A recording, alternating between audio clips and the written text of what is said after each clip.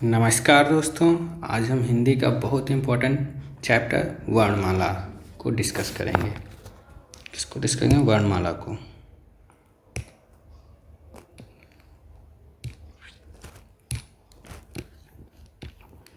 वर्णमाला हिंदी का बहुत ही इम्पोर्टेंट चैप्टर। इसमें वर्णमाला में टोटल वर्ण कितने होते हैं? 52। ब्रीफ देखेंगे थोड़ा इसका, फिर उसके बाद हम लोग क्वेश्चन करेंगे। इसमें से स्वर हमारे कितने होते हैं? स्वर 13 और व्यंजन 39। ये टोटल 52 होते हैं। ठीक, इसमें से 2 अयोग वाव होते हैं। कामता प्रसाद गुरु जी के अनुसार यहाँ पे हमारे 11 स्वर होते हैं। ठीक,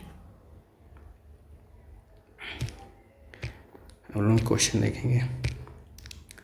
जैसे हमारा पहला क्वेश्चन है अनुनासिक व्यंजन निम्नलिखित में से कौन से होते हैं? अनुनासिक व्यंजन निम्नलिखित में से कौन से होते हैं? वर्ग के प्रथमाक्षर, वर्ग के चतुर्थाक्षर, वर्ग के तृतीयाक्षर, वर्ग के पंचमाक्षर। ये क्या होता है? क्वेश्चन क्या कर रहा है? वर्ग के पंचमाक्षर, तृतीयाक्षर, जैसे का, खा, गा, घा और अंगा। ठीक, ये 5 अक्षर लिखे हुए हैं वर्ग के पंचमाक्षर। ऐसे ही का से लेकर फा तक, यहाँ तक फा तक और इधर ये मा तक, ये टोटल पंचमाक्षर होते हैं, जिसमें हमारे 25 अक्षर होते हैं, वर्ण होते हैं, 25 वर्ण होते हैं। तो वर्ग के क्वेश्चन क्या था हमारा? वर्ग के अनुनासिक व्यंजन क्या होते हैं? अनुनासिक क्या होते हैं? अनुनासिक व्यंजन वो होते हैं इन व्यंजनों के जो उच्चारण होती है, ध्वनि जो होती है वो नाक से निकलती है, इसलिए इन्हें अनुनासिक या नासिक व्यंजन भी बोला जाता है। इनकी जो ध्वनि होती है वो नाक से निकलती है। कौन कौन से होते हैं? हमारे 5 होते हैं। फर्स्ट कौन सा होता है? हमारा अंगा। ठीक, इया इया। सेकेंड ड़ा, ना और मा। वर्ग के जो लास्ट के अक्षर होते हैं पंचमाक्षर, इसका राइट आंसर होगा पंचमाक्षर। ये 5 हमारे अनुनासिक व्यंजन या नासिक व्यंजन होते हैं। अगला क्वेश्चन देखेंगे हम लोग। अगला क्वेश्चन फर्स्ट क्वेश्चन से ही रिलेटेड क्वेश्चन है। कह रहा है कि हमारे अनुनासिक का संबंध निम्नलिखित में से किससे होता है? केवल नाक से, केवल मुंह से, नाक और मुंह दोनों से, इनमें से कोई नहीं। तो अनुनासिक मोशन जो होते हैं, हम बोल के अगर प्रैक्टिस करेंगे, जैसे गा, इया, तो नाक और मुंह दोनों से, नाक एंड मुंह दोनों से। इसका राइट आंसर क्या होगा हमारा?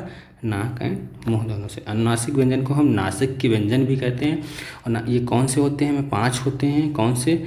वर्ग के जो पंचमाक्षर होते हैं वो हमारे नासिक व्यंजन या अनुनासिक व्यंजन होते हैं। अगला क्वेश्चन क्या कह रहा है हमारा? थर्ड क्वेश्चन करेंगे।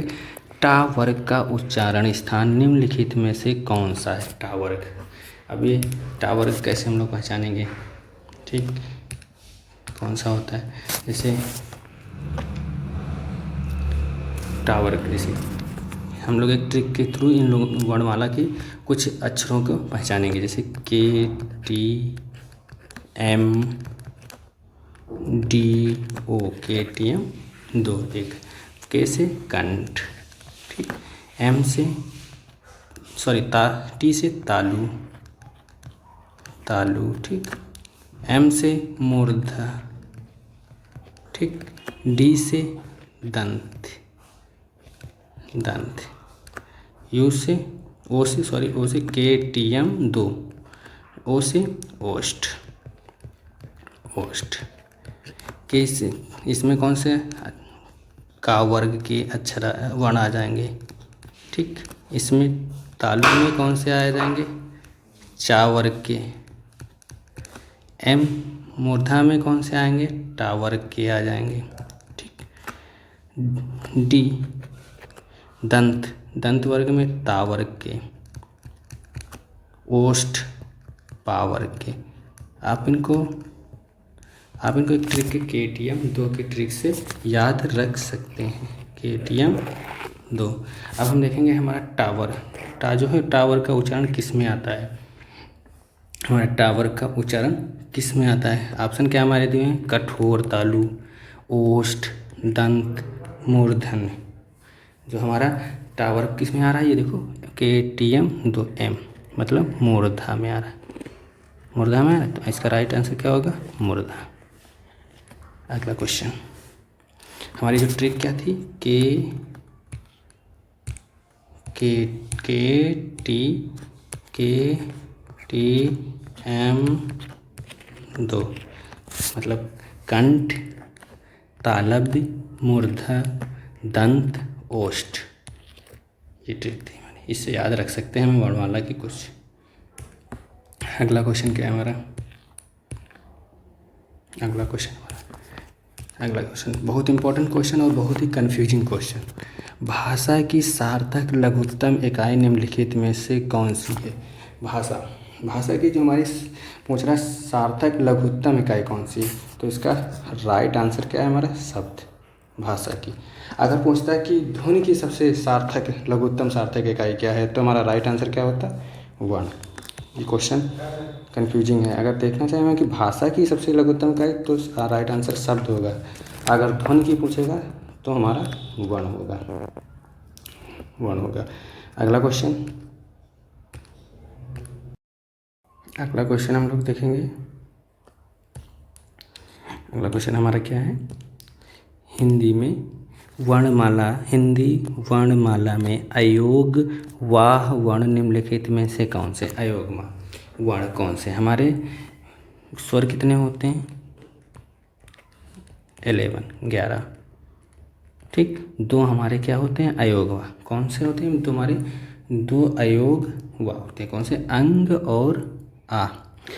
अंग और आ हमारे 2 अयोग वाह होते हैं वर्ण। इसको हम विसर्ग भी में काउंट करते हैं। श्री कामता प्रसाद गुरुजी ने इसको विसर्ग भी माना है। ठीक। जो हमारा आ होता है, आ और आ, ये भी पूछ लेता है, छोटा आ और बड़ा आ, जो हमारा क्या होता है, ये कंठ, इस कंठ भी बोलते हैं, कंठ स्वर। ठीक। और ई तथा ई और छोटी और बड़ी ई को हम तालब या ताल स्वर भी कहते हैं। तालब भी ताल स्वर। जो हमारा छोटा ऊ और बड़ा ऊ जो होता है हमारा ओष्ठ। ये भी क्वेश्चन पूछा गया है। ठीक। ओष्ठ। और ये अंग और आ हमारे 2 अयोग होते हैं। हिंदी वर्णमाला में अयोग वर्ण निम्नलिखित में कौन से, राइट आंसर द। अगला क्वेश्चन देखेंगे, हिंदी वर्णमाला में स्वरों की संख्या निम्नलिखित में से क्या है। स्वरों की संख्या हमारी कितनी है, स्वरों की संख्या हमारी कितनी है, 11। अगला क्वेश्चन,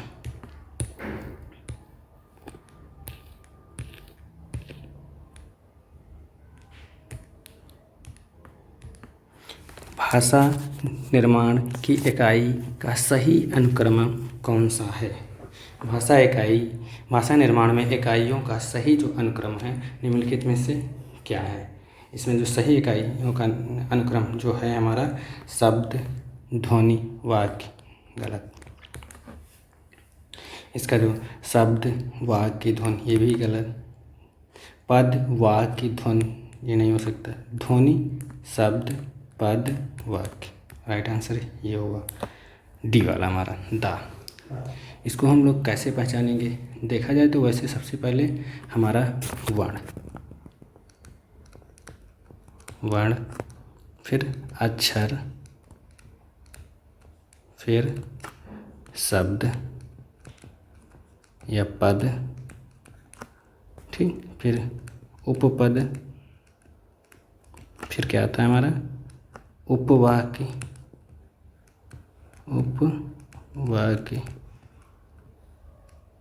फिर वाक्य।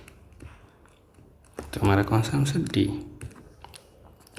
अगला क्वेश्चन देखेंगे हम, क्वेश्चन नंबर 8। निम्नलिखित में से कौन सा संयुक्त व्यंजन नहीं है। निम्नलिखित में से कौन सा हमारा संयुक्त व्यंजन नहीं। हमारे संयुक्त व्यंजन कौन कौन से हैं।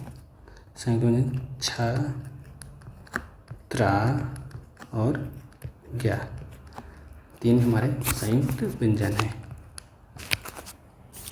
जो हमारा छा है, छा का अगर कभी कोई पूछता है स्ट्रक्चर, छा को हम इस तरीके से भी लिख सकते हैं, का प्लस सा। और त्रा को, ये जो ता है इसमें याद करने की एक ट्रिक है, इसे थोड़ा सा ऐसे कर देंगे, ता हो गया, फिर ये त्रा। फिर ज्ञा में ये देखो इधर ये है ऐसे अंगा बनना है, तो अंगा और प्लस ये इधर इसको घुमा देंगे तो जा, ये स्ट्रक्चर हुआ। अच्छा, तरंग है हमारे 3 संयुक्त व्यंजन। अब पूछ रहा है संयुक्त व्यंजन नहीं है, ये सा जो है हमारा संयुक्त व्यंजन नहीं है, ये हमारा क्या है, ऊष्म व्यंजन है। क्या है हमारा, ऊष्म व्यंजन है, ऊष्म व्यंजन है। अगला क्वेश्चन देंगे 9 नंबर। 9 नंबर क्वेश्चन में क्या है, निम्नलिखित में उच्चारण स्थान के आधार पर कंठ से लेकर मुंह में उच्चारित व्यंजन ध्वनियों का सही अनुक्रम है। तो अब हमारी ट्रिक क्या आती है हमारी, के टी एम 2, के टी एम मतलब कंठ, तालव्य, मूर्धन्य दंत और ओष्ठ। तो इसका आंसर, राइट आंसर क्या हो जाएगा हमारा, कंठ, तालव्य, मूर्धन्य को वस्य भी बोलते हैं, दंत, ओष्ठ, ये वाला। ठीक, अगला क्वेश्चन देखते हैं, क्वेश्चन नंबर 10। क्वेश्चन नंबर 10 क्या कह रहा है, निम्नलिखित में से कौन सा पश्च स्वर है।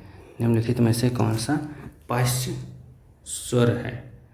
पश्च स्वर, अग्र स्वर और पश्च स्वर, निम्नलिखित में से स्वर, ये तो व्यंजन है, ये नहीं हो सकता, ये व्यंजन, ये और ये स्वर 2 हैं हमारे। इसमें से ये यहाँ से ही ऑप्शन को एलिमिनेट करना सीखें, यहाँ से ही ऑप्शन को हमने, ये व्यंजन है तो ये दोनों हमारे आंसर नहीं हो सकते। ठीक, अब हमारे पास 2 ऑप्शन बचे।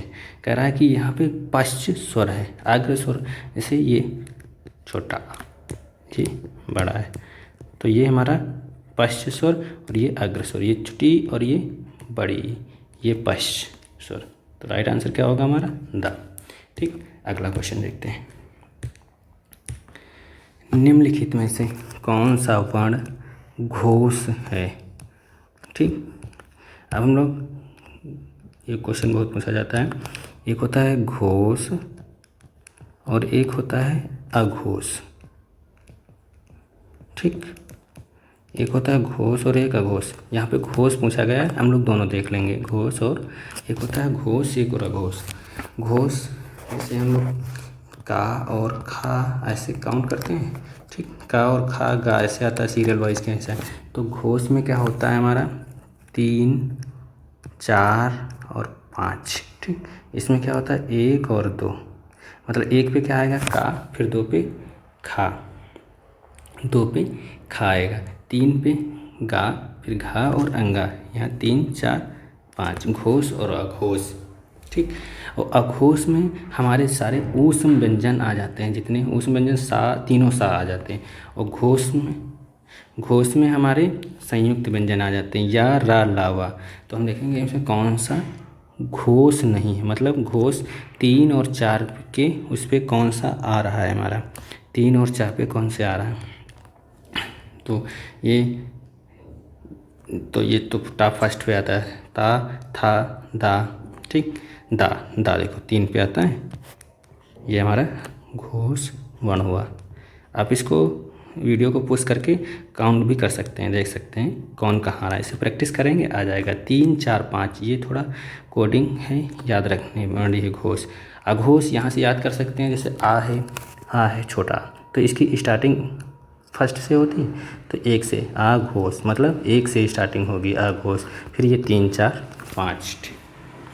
अगला क्वेश्चन हमारा है, क्या क्वेश्चन है हमारा, निम्नलिखित में से किस क्रम में पार्श्विक व्यंजन है, किस क्रम में पार्श्विक व्यंजन है। ठीक। पार्श्विक व्यंजन क्या होता है हमारा, ये बहुत क्वेश्चन पूछा जाता है। इसका राइट आंसर क्या होगा, ला। ठीक। पार्श्विक व्यंजन एक होता है लुंठित व्यंजन, लुंठित या प्राकंपित, एक ही चीज बोली जाती है, प्राकंपित व्यंजन। लुंठित या प्राकंपित व्यंजन जो हमारा रा होता है। ठीक। और जो हमारा पार्श्विक व्यंजन होता है वो ला होता है। इसको याद रखने की एक ट्रिक है, जैसे लुंठित बोल रहा है तो उसमें ला नहीं आएगा, मतलब रा। लुंठित अगर बोलेगा तो रा, पार्श्विक मतलब ला। थोड़ा सा कोड वर्ड से समझेंगे, लुंठित मतलब ला नहीं होगा। ठीक। अगला क्वेश्चन देखेंगे, क्वेश्चन नंबर 14। निम्नलिखित में से कौन सा एक महाप्राण है। महाप्राण, ये इसी तरह से महाप्राण और एक अल्प प्राण होता है, महाप्राण और अल्प प्राण। अब यहाँ पे महाप्राण हम लोगों से पूछा है तो हम अल्प प्राण भी साथ में देख लेंगे, अल्प प्राण।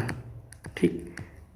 महाप्राण, कुछ लोगों को ये चीज़ें नई लग रही होंगी क्योंकि वो लोग हिंदी को अभी वर्णमाला को डिटेल में पढ़ा नहीं है, ये क्वेश्चन टाइप हम लोग करा रहे हैं। महाप्राण, ठीक, अल्प प्राण और महाप्राण। अल्प प्राण में इसका सीरियल क्या होता है, अल्प प्राण 1 3 5, और इसका कोडिंग क्या होता है 2 4।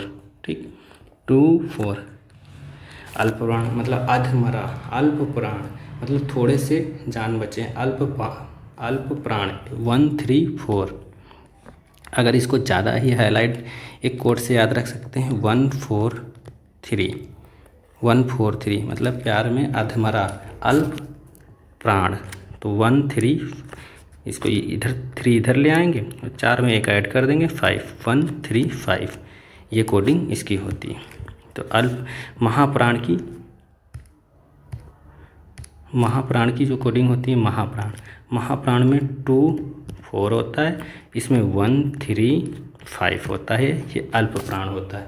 ठीक, अल्प प्राण या ऐसे भी स्टार्टिंग कर सकते हैं कि अल्प प्राण मतलब छोटा से स्टार्टिंग हो रहा तो 1 से स्टार्टिंग होगा, इसमें 2 और 4 मतलब इसमें का खाएगा गा और घाएगा, ऐसे इसी के नीचे के सारे सीरियल से चलते रहेंगे वर्ण।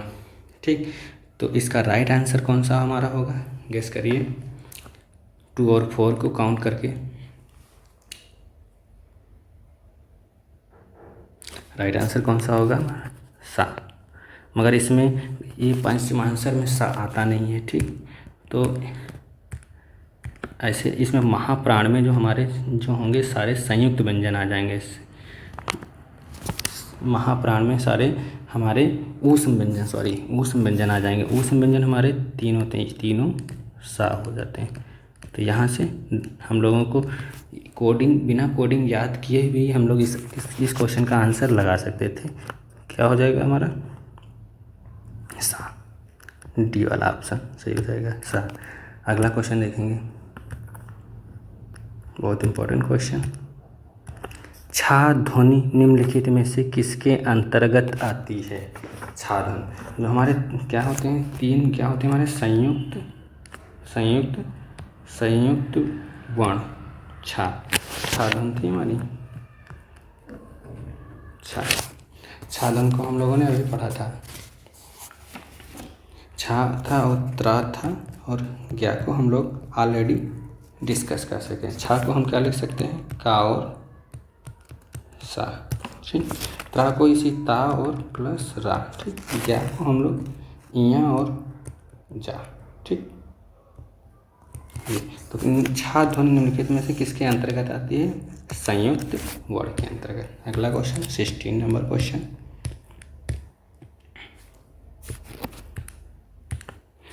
प्रयत्न के आधार पर ला निम्नलिखित में से किस प्रकार का व्यंजन है, किस प्रकार का व्यंजन है। अभी हम लोगों ने इस क्वेश्चन कर चुके हैं। ला कैसा हमारा है, पार्श्विक व्यंजन है। और जो हम लोगों ने रा डिस्कस किया था, रा कैसा है, लुंठित। अगला क्वेश्चन 17 नंबर और आज का लास्ट क्वेश्चन, निम्नलिखित में से किस क्रमांक में मूर्धन्य व्यंजन है। मूर्धन्य, वही ट्रिक हमारी KTM 2 मतलब कंठ तालव्य, मूर्धन्य मतलब का, और का के बाद चा वर्ग वाले, फिर मूर्धन्य में टा वर्ग वाले, और डी मतलब दंत में ता वर्ग वाले, ठीक। ओष्ठ वाले में पा वर्ग वाले। तो हमने पूछ क्या रहा है, मूर्धन्य व्यंजन है मतलब टा वर्ग वाले। राइट आंसर क्या हो जाएगा, टा। अब आज हम लोगों ने वर्णमाला से रिलेटेड सारे क्वेश्चन डिस्कस करें। ऐसे ही हम लोग आगे चैप्टर वाइज क्वेश्चन को डिस्कस करते रहेंगे हिंदी के। वीडियो को लाइक और शेयर करें। नमस्कार।